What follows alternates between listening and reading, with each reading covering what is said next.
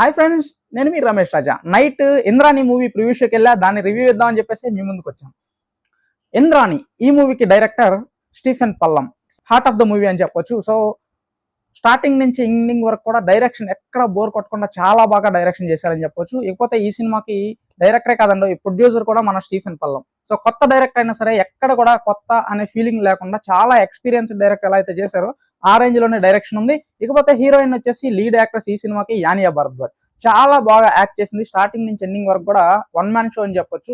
So starting నుంచి ending వరకు కూడా ఎక్కడ తన యాక్టింగ్ అయితే ఎక్కడ తగ్గలేదు. స్టార్టింగ్ నుంచి ఎండింగ్ వరకు చాలా బాగా యాక్ట్ చేసిందని చెప్పొచ్చు. ఇకపోతే సినిమా విజువల్ ఎఫెక్ట్స్ అయితే వండర్ఫుల్ గా ఉన్నాయండి.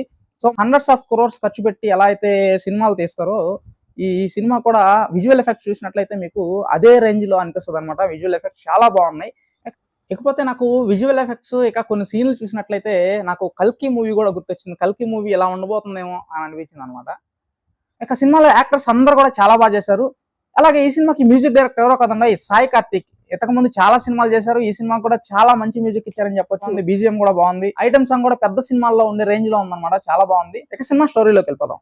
2122లో ఇండియా ఎంత టెక్నాలజీ యూజ్ చేస్తుంది, వరల్డ్ లో ఇండియా ది గ్రేటెస్ట్ కంట్రీ అన్న విధంగా చాలా బాగా చూపించారు. సో టెక్నాలజీ వైజ్ గా ఇండియా ఎలా ఉంది, ఆ టైంలో టెక్నాలజీ పరంగా ఏ ప్రాబ్లం వస్తుంది, ఆ ప్రాబ్లమ్ ని ఎలా సాల్వ్ చేయాలనేదే సినిమా అని చెప్పొచ్చు.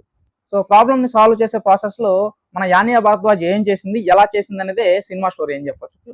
సో ఆ ప్రాబ్లమ్ సాల్వ్ చేయడానికి మన లీడ్ యాక్టర్స్ యానియా భరద్వాజ్ బ్యాక్ వస్తుంది అనమాట. టైం ట్రావెల్ చేసుకొని 2022కి వచ్చి ఆ ప్రాబ్లమ్ ని సాల్వ్ చేయడానికి ఏమేం చేయాలనేదే ఈ సినిమా స్టోరీ అని చెప్పొచ్చు. సో సినిమాని అయితే ఖచ్చితంగా అందరూ థియేటర్స్కి వెళ్ళి ఎంజాయ్ చేయండి. సినిమా అయితే చాలా బాగుంది. సో మన వీడియోని లైక్ చేయండి, షేర్ చేయండి, కామెంట్ చేయండి. అలాగే ఎలాంటి మరిన్ని జెన్యూన్ రివ్యూస్ కోసం మన ఛానల్ని సబ్స్క్రైబ్ చేసుకోండి. Thanks for watching friends, love you all, bye.